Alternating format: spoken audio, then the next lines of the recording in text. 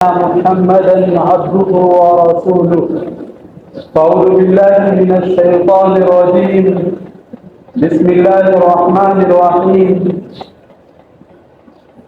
يقول الله سبحانه وتعالى في القرآن الكريم: أفحسبتم أنما خلقناكم عبثا وأنكم إلينا لا ترجعون. وقال تعالى في موضع آخر: قد أفلح المؤمنون الذين هم في صلاتهم خاشعون والذين هم عن اللغو معرضون.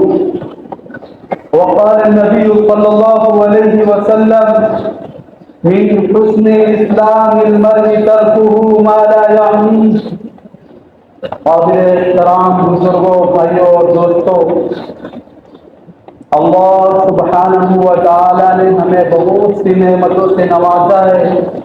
اللہ سبحانہ و تعالی اپنی کتاب میں فرماتے ہیں: وَإِن تَعُدُّوا نِعْمَتَ اللَّهِ لَا تُحْصُوهَا، کہ اگر تم اللہ کی نعمتوں کو شمار کرنا چاہو تو شمار نہیں کر سکتے۔ انہی نعمتوں میں سے اللہ سبحانہ و تعالی نے ایک عظیم نعمت ہمیں زندگی کے طور پر دی ہے۔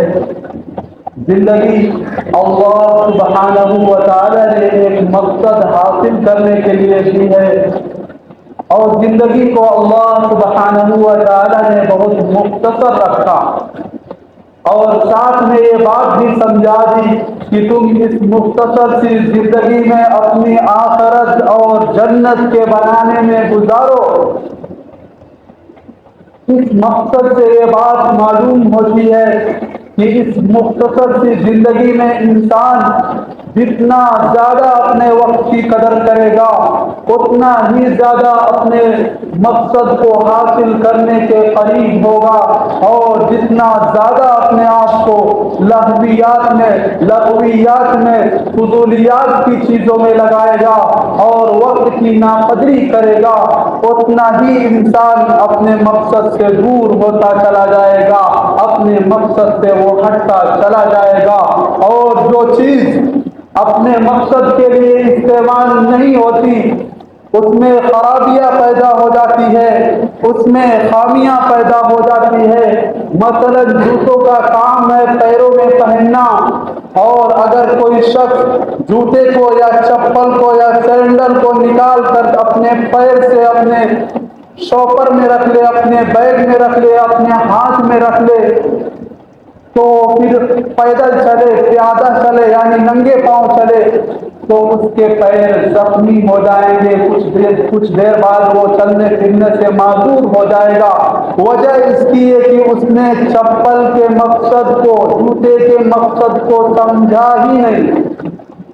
اسی طرح اللہ سبحانہ و تعالی نے ہمیں زندگی عطا کی ہے ایک مقصد حاصل کرنے کے لیے، اور وہ مقصد اللہ سبحانہ و تعالی نے بتایا اللہ کی رضا جوئی اور جنت کا حصول ہے۔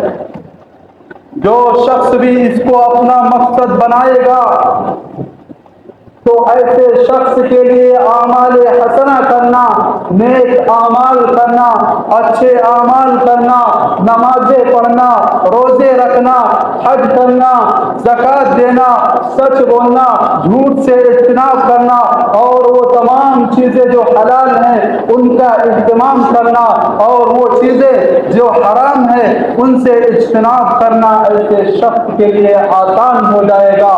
جو شخص یوں ہی للے تللے اپنی زندگی کو گزارنے لگے، صرف اپنی زندگی کے مقصد کو کھانا کمانا، اڑانا بجانا، عالی شان گھر، دولت، منصب، رتبہ، شہرت، عزت، عورت اس کو اپنا مقصد بنا لے گا تو جوانی میں تو مزے کر لے گا، جوانی میں تھوڑی دیر وہ عیاشیاں کر لے گا، لیکن جیسے ہی اس کی شادی ہوگی تو وہ مسائل کا سامنا نہیں کر سکے گا، اور کچھ دنوں کے بعد وہ پیسے کی، روپے کی، ڈالر کی کمی کے گلے اور شکوے کرنے لگے گا۔ اسی میں اس کا کام تمام ہو جائے گا۔ اگر یہ دنیا انہی چیزوں کے لیے ہوتی تو اللہ سبحانہ و تعالی اس دنیا کو اتنی مشقتوں کے ساتھ نہ رکھتے، اتنی مسائل کے ساتھ اس کو نہ گھیرتے، اور اگر زندگی اتنی ہی اچھی ہوتی تو اللہ سبحانہ و تعالی زندگی کو اتنی مختصر نہ رکھتے، اتنی چھوٹی نہ رکھتے، اور پتہ یہ چلا زندگی اور وقت یہ دونوں ختم ہونے والے ہیں، اور اسی لیے اللہ سبحانہ و تعالی نے آخرت کا نظام پیدا کیا تاکہ تم اس دنیا میں تھوڑی سی اچھی زندگی گزار لو، بعد میں جنت میں جا کر ہمیشہ کے لیے عیش کرو، وہاں مزے کرو۔ عزیزان گرامی، زندگی کیا ہے؟ زندگی کسے کہتے ہیں؟ یہ جو مختلف دور ہیں ہمارے زندگی کے، مثلا بچپن ہوا، لڑکپن ہوا، جوانی ہوئی، ادھیڑ عمر ہوئی، ضعیفی ہوئی، یہ مختلف ادوار جو ہیں یہ وقت یہی زندگی کہلاتے ہیں۔ زندگی کا ایک سیکنڈ بھی زندگی کہلاتا، اور یہ مختلف ادوار جو ہے یہ وقت کی پیداوار ہیں۔ وقت وہ ہے جسے ہم کیلنڈر میں دیکھتے ہیں، گھڑی میں دیکھتے ہیں، جس میں منٹ ہوتا ہے، سیکنڈ ہوتا ہے، دن ہوتا ہے، رات ہوتی ہے، ہفتے ہوتے ہیں، مہینے ہوتے ہیں، سال ہوتے ہیں۔ پتہ یہ چلا زندگی کا ایک سیکنڈ جو ہوتا ہے وہ بھی زندگی کہلاتا ہے، کیونکہ یہی ایک سیکنڈ ہمیں ہماری موت تک لے کر جاتا ہے اور ہماری زندگی کا آخری چراغ بجھا دیتا ہے۔ عربی کا مقولہ ہے الوقت هو الحیات، وقت ہی زندگی ہے، زندگی سے وقت ہے۔ یعنی جو شخص ایک بامقصد زندگی گزارنا چاہتا ہے تو وہ اپنی زندگی کی قدر کرے۔ زندگی کی قدر کرنے کا مطلب یہ ہے کہ انسان اپنے وقت کی قدر کرے۔ وقت کی قدر کرنے کا مطلب یہ ہے کہ انسان اپنے وقت، اپنے سیکنڈ کی قدر کرے، اپنے منٹ کی قدر کرے، اپنے گھنٹے کی قدر کرے، اپنے دن کی قدر کرے، اپنے رات کی قدر کرے، اپنے 24 گھنٹے کی قدر کرے، اپنے ہفتوں کی قدر کرے۔ اس طرح وہ اگر قدر کرنے والا ہوگا تو اس کے لیے مہینے کی قدر کرنا اور سال کی قدر نہ کرنا ایسے شخص کے لیے آسان ہو جائے گا۔ عربی کا حکمہ فرماتے ہیں کہ زندگی گھڑی کا جو سیکنڈ کا کاٹا ہوتا ہے وہ ٹک ٹک کر چل کر ہمیں یہ بتلاتا ہوتا ہے کہ بظاہر میں تمہاری زندگی سے جا رہا ہوں اور تمہیں موت کی طرف دھکیلتا ہوا جا رہا ہوں۔ عربی کا ہی محاورہ ہے الوقت کالسیف فإن لم تقطعه لقطعك، وقت ایک تیز تلوار دھار کے مانند ہے، اگر تم نے اسے صحیح استعمال کر کے نہیں کاٹا تو یہ تمہیں کاٹ کر رکھ دے گا۔ وقت کی کاٹ ایسی ہے کہ نہ اس سے بچہ بچ سکا، نہ جوان بچ سکا، نہ بوڑھا بچ سکا، نہ ادھیڑ عمر کا بچ سکا، نہ ضعیف عمر کا بچ سکا، نہ امیر بچ سکا، نہ غریب بچ سکا، نہ فقیر بچ سکا، نہ سلطان بچ سکا، نہ ڈاکٹر بچ سکا، نہ انجینئر بچ سکا۔ غرض یہ کہ جس کام میں، جس شعبے کا رہنے والا انسان ہو، ہر کوئی وقت کے چپیٹ میں آتا ہے اور یہ وقت بڑی بے رحمی سے اپنا کام تمام کرتا چلا جاتا ہے۔ شاعر نے کیا خوب کہا ہے، سدا عیش دورہ دکھاتا نہیں، سدا عیش دورہ دکھاتا نہیں، گیا وقت پھر ہاتھ آتا ہی نہیں۔ یعنی کہنا یہ چاہ رہا ہے کہ انسان کی زندگی سے جو وقت ایک مرتبہ چلا گیا وہ دوبارہ کبھی بھی اس کی موت تک نہیں آئے گا۔ اس لیے اپنے وقت کی قدر آج سے، ابھی سے شروع کرو، کل پرسوں پر نہ ٹالو، یا کسی معاملے کے سیٹ ہونے کا انتظار نہ کرو۔ یہ دنیا میں سیٹ ہونا ممکن نہیں ہے، کیونکہ سیٹ ہونے کے لیے اللہ سبحانہ و تعالی نے جنت بنائی ہے۔ سمجھدار آدمی وہ ہوتا ہے جو اپنے وقت کو سیٹ کر کر اچھے کاموں میں گزارتا ہے۔ یہ ایک دھوکہ ہے کہ لوگ یہ کہتے ہیں پڑھائی سیٹ ہو جائے، کاروبار سیٹ ہو جائے، صحت سیٹ ہو جائے، ڈگری سیٹ ہو جائے۔ میرے بھائیوں اور دوستوں، ہوتا یوں ہے کہ انسان کو قبر میں لے جا کر رکھ دیا جاتا ہے اور اسے قبلے کی طرف رخ کر کے رکھ دیا جاتا ہے اور کہا جاتا ہے کہ اب یہ سیٹ ہے۔ پتہ یہ چلا کہ اس دنیا میں انسان کا سیٹ ہونا ممکن نہیں. اس دنیا میں ہم مسائل کے ساتھ جینے کے لیے آئے ہیں، مسائل کے ساتھ ہمیں جینا پڑے گا. سیٹ ہونے کی جگہ اللہ سبحانہ و تعالیٰ نے جنت بنائی ہے، آخرت بنائی ہے. اس لیے اپنے عمل کو، جو شخص اپنے عمل کو ابھی سے سدھارے گا، اگر ابھی سے سدھارے گا تو اس کے لیے اس کا حال بھی صحیح ہو جائے گا. اس کا یہی حال اس کا ماضی بن جائے گا اور کچھ دنوں بعد یہی مستقبل وہ بن جائے گا. یعنی گزشتہ کل، آئندہ کل اور آج، یہ تینوں زمانے اس کے صحیح ہو جائیں گے، درست ڈگر پہ آ جائیں گے، اور کل کو اسے پچھتاوا نہیں ہوگا کہ میں نے اپنے کام کو کسی اچھے کام میں مشغول کیوں نہیں کیا. آج ہمارے وقت کو سب سے بڑی جو چیز ضائع کرنے والی ہے وہ کوئی دور کی چیز نہیں ہے. میرے اور آپ کے ہاتھ میں، میرے اور آپ کے جیب میں جو موبائل جیسی بڑا ہے، اس نے ہمارے تہس نہس کو، وقت کو تہس نہس کر دیا ہے. ہم جا بجا اپنا قیمتی وقت اس میں صرف کرتے چلے جاتے ہیں. ہم لاشعوری طور پر اس میں اس طرح منہمک ہو جاتے ہیں کہ ہمیں پتہ ہی نہیں چلتا ہے اور ہمارا وقت اس میں ضائع ہوتا جا رہا ہے. موبائل کے چند فوائد ضرور ہیں، لیکن اس کے نقصانات بھی بڑے خطرناک ہیں. اس نے ہمارے عقائد کو، ہمارے نظریات کو، ہمارے اخلاق کو، ہمارے اقدار کو، ہمارے معاشرتی تعلقات کو اس بلا جیسی مصیبت نے تہس نہس کر دیا ہے، اور ساری انسانیت کو ایک سوشل میڈیائی مصنوعی انسان بنا دیا ہے، جو کہ ریلز اور ویڈیوز کو دیکھتے ہوئے اپنا قیمتی وقت ضائع کرتے جا رہے ہیں. اللہ سبحانہ و تعالیٰ نے قرآن کریم میں ایسی چیزوں کی سخت مذمت فرمائی ہے جو وقت کو ضائع کرنے والی ہو، وقت کو برباد کرنے والی ہو. اللہ سبحانہ و تعالیٰ اہل ایمان کے صفات کو بیان کرتے ہوئے فرماتے ہیں: قد افلح المؤمنون الذين هم في صلاتهم خاشعون والذين هم عن اللغو معرضون. اہل ایمان کی خوبی یہ ہوتی ہے کہ وہ اپنی نمازوں کے اندر خشوع خضوع رکھتے ہیں، خشوع خضوع کا اہتمام کرتے ہیں اور ان چیزوں سے اعراض کرتے ہیں جو لایانی چیزیں ہوتی ہے، جن سے نہ دین کا فائدہ ہو نہ دنیا کا فائدہ ہو.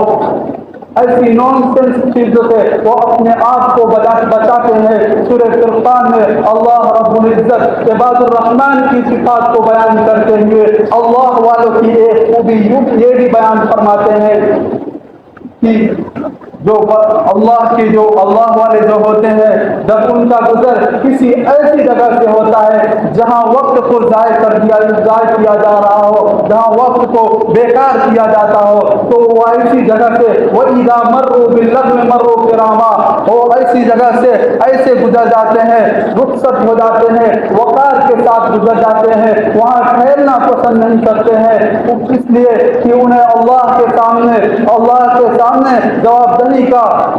جواب دہی کی فکر ہوتی ہے. وَإِذَا سَمِعُوا اللَّغْوَ أَعْرَضُوا عَنْهُ، اور جب وہ کوئی بیہودہ بات سنتے ہیں، جب وہ کوئی لایانی بات سنتے ہیں یا گانے بجانے کی بات سنتے ہیں، کینے کی بات سنتے ہیں، چغلی کی بات سنتے ہیں، بغض و عداوت کی بات سنتے ہیں، تو وہ وہاں سے رخصت ہو جاتے ہیں اور وہ کہتے ہیں: سلام علیکم لا نبتغي الجاہلین. ہم جہلت سے اپنا منہ نہیں لگانا چاہتے. جہلت سے منہ لگانا گویا کہ اپنے سر کو دیوار سے مارنا ہے، جس سے انسان کا اپنا ہی نقصان ہوتا ہے. اور ایک چیز ہے کہ انسان سورہ حامیم سجدہ میں ہی اللہ سبحانہ و تعالیٰ فرماتے ہیں کہ انسان کو وقت کی قدر کا احساس اس وقت ہوگا جب وہ اس دنیا سے چلا جائے گا اور وہ کہے گا: ربنا ابصرنا وسمعنا فرجعنا نعمل صالحا انا موقنون. پروردگار آپ ہمیں واپس دنیا میں بھیج دیجیے تاکہ ہم اچھے عمل کر کے آ جائے. اب ہمیں یقین ہو گیا ہے، اب ہمیں آخرت کا یقین ہو گیا ہے، اب ہمیں جنت کا یقین ہو گیا ہے. ऐसे ही जब इंसान अपनी मौत का वक्त करीब आता है तो जैसे ही वो उसकी मौत का वक्त करीब आता है तो उसके मुंह से ऐसे अल्फाज निकल सकते हैं, कहता है रब्बना अबसरना, परवरदिगार अब तो मेरी आंखें खुल गई, अब तो मैं देख लिया हूँ, अब मुझे यकीन हो गया, आप मुझे दुनिया में वापस भेज दीजिए ताकि मैं अच्छे काम करके आ जाऊं। क्या वापस आने का मौका मिलेगा? नहीं मिलेगा। अल्लाह सुब्हानहू व तआला फरमाते हैं हरगिज़ नहीं। और अल्लाह सुब्हानहू व तआला ने जन्नत की खूबियों में बयान करते हुए ये भी फरमाए है ला तस्माउ फीहा लाग़िया, तुम उसमें कोई बेहुदा बात नहीं सुनोगे। अहले जन्नत जो होंगे ला यस्माउना फीहा लग़वन वला किज़ाबा, ना उसमें कोई झूठ सुनेंगे, ना कोई उसमें झूठ सुनेंगे और ना ही कोई लग़व की बात, बेहुदा बात सुनेंगे। आइए वक्त की कदर व कीमत हदीस नबवी की रोशनी में देखते हैं। अल्लाह के नबी सल्लल्लाहु अलैहि वसल्लम हदीस मुबारका में बयान करते हुए फरमाते हैं मिन हुस्नि इस्लामिल मर्इ तर्कुहु मा ला यानी, आदमी के इस्लाम की खूबी यह है कि वो लायानी चीजों से परहेज करे। मुसलमान जब इस्लाम का नाम लेवा है तो उसके इस्लामी तालीमात में शामिल होना चाहिए कि वो अपने आप को लायानी चीजों से, नॉनसेंस की चीजों से, फजूल की चीजों से, लग़वियात और लहवलाई की चीजों से अपने आप को इख्तिराज करे। अल्लाह के नबी सल्लल्लाहु अलैहि वसल्लम हदीस मुबारका में फरमाते हुए फरमाते हैं निअमतानि मग़बूनुन फीहा कसीरुम मिनन नास अस्सिहत वल फराग, दो नेमतें ऐसी हैं जिनसे अक्सर लोग धोखे में हैं। पहली नेमत जो है वो सेहत के तौर पर है और दूसरी नेमत जो है वो फुर्सत के तौर पर है। ये दो नेमतें तो बड़ी अजीम नेमतें हैं, लेकिन इनसे मुताल्लिक भी इंसान को धोखा भी बहुत ज्यादा लगा होता है। इंसान ये समझता है कि मेरे पास हमेशा ये नेमतें रहेगी, मैं हमेशा सेहतयाब रहूंगा, मैं हमेशा तंदुरुस्त रहूंगा, मैं हमेशा फिट रहूंगा। हालांकि इंसान के अंदर इंसान की सेहत जो है दिन ब दिन घटती जाती है। एक 18 साल नौजवान के अंदर जो कुव्वत, जो ताकत, जो हिम्मत, जो हौसला, जो चुस्ती होती है वो एक 40 साल मर्द के अंदर वो हिम्मत, वो ताकत, वो चुस्ती नहीं होती। और इसी तरह इंसान ये समझता है जो आज मुझे फुर्सत के लम्हात मैसर हमेशा रहेंगे, नहीं, इंसान की मसरूफियत दिन ब दिन बढ़ता ही चली जाती है। फिर इंसान कल को ये गौर करता है काश कि मैंने अपने आप को किसी अच्छे मशगले में अपने आप को लगाया होता, किसी अच्छे काम में लगाया होता, ताकि मुझे आज मैं बहुत कुछ करना भी चाह रहा हूँ, कर भी सकता हूँ, लेकिन जिंदगी मेरे साथ वफा नहीं करती और मैं कर भी नहीं सकता। आइए काबिल-ए-एहतराम बुजुर्गों, भाई और दोस्तों, मैं ये बयान कर रहा था कि आप जब मौजूदा दौर के तरक्की याफ्ता लोगों का जिन्हें मॉडर्न कहा जाता है, जिन्हें एजुकेटेड कहा जाता है, उनकी ज़िंदगी का आप जायज़ा लेंगे, उनके हालात को मालूम करेंगे तो आप ये देखेंगे कि उनमें से कोई अपने कई सालों से अपने बच्चों का मुँह नहीं देखा, कोई इज़्दिवाजी ज़िंदगी से महरूम हो गया, कोई अपने वालिदैन की खिदमत करते करते उनके जनाजे तक नहीं पहुँच सका। ऐसी मसरूफियत इस काम की जो हमें न किसी खुशी में शामिल कर सके, जो ना हमें किसी गमी में शामिल कर सके। ऐसी मसरूफियत किस काम की, ऐसा कमरा किस काम का जो हमें सुकून की चैन और सुकून की नींद न दिला सके। अल्लाह के नबी सल्लल्लाहु अलैहि वसल्लम ने हदीस मुबारका में बयान करते हुए फरमाया है कि पांच चीज़ों से पहले कदर कर लो। अपनी जवानी को बुढ़ापे से पहले, सेहत को बीमारी से पहले, मालदारी को फक्र व फाकत से पहले, अपनी फुर्सत को मसरूफियत से पहले और अपनी जिंदगी को मौत से पहले। اللہ سبحانہ و تعالیٰ نے آپ کو جو جوانی عطا کی ہے، آپ اس میں اللہ تعالیٰ کی عبادت کرنے میں گزارے، اللہ تعالیٰ کی رضا جوئی کے کام میں گزارے اور اللہ کے بندوں میں کی خدمت کرنے میں گزارے، ورنہ یہ جوانی کا وقت جاتے ہوئے ٹائم نہیں لگتا ہے، کب یہ جوانی کب یہ بڑھاپا آپ کی جوانی کو کھا جائے آپ کو پتہ نہیں چلے گا۔ اسی طرح فرصت کے جو لمحات آج ہمیں میسر ہے وہ ہمیشہ میسر نہیں رہیں گے، اس لیے اس کی قدر آج سے اور ابھی سے کریں۔ اور اللہ سبحانہ و تعالیٰ نے اگر آپ کو مال دیا ہے تو اس مال کو اللہ کے بندوں پر، کمزوروں پر، غریبوں پر، محتاجوں پر، ضرورت مندوں پر اور وہ لوگ جو اس کے محتاج ہے، اس کے سخت ضرورت مند ہے، ان پر لگاؤ، ان پر خرچ کرو اس سے پہلے، اور اس مال کو اپنے غرور میں، تکبر میں، دکھاوے میں مت لگاؤ، ورنہ اللہ سبحانہ و تعالیٰ کی کہیں تم پر پکڑ نہ ہو جائے اور تم راتوں رات غربت کا شکار ہو جاؤ۔